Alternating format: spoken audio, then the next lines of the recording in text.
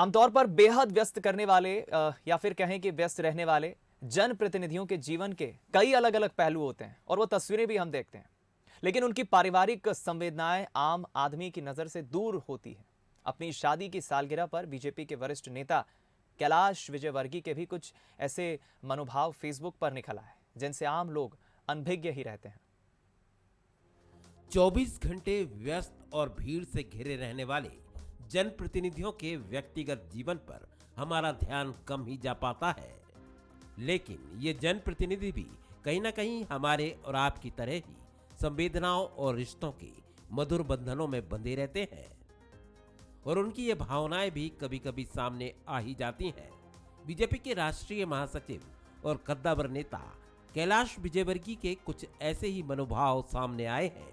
अपनी शादी की सालगिरह पर उन्होंने अपने फेसबुक पेज पर अपनी पत्नी के नाम एक पोस्ट लिखा है, जिसमें उनकी अपनी जीवन संगिनी और परिवार के प्रति भावुक संवेदनाएं स्पष्ट झलकती हैं।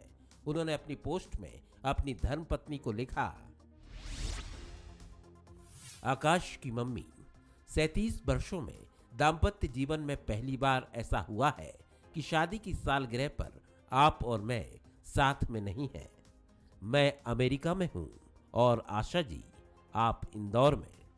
हम भौगोलिक रूप से भले ही दूर हों पर आत्मिक और भावनात्मक रूप से सामीप्य में हैं।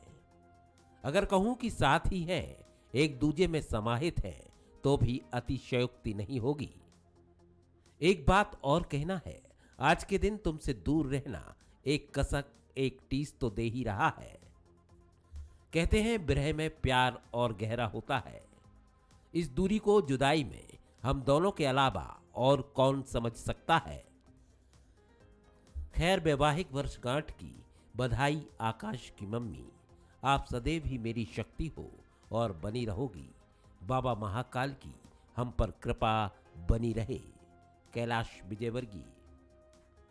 Bureau report, Bansal news.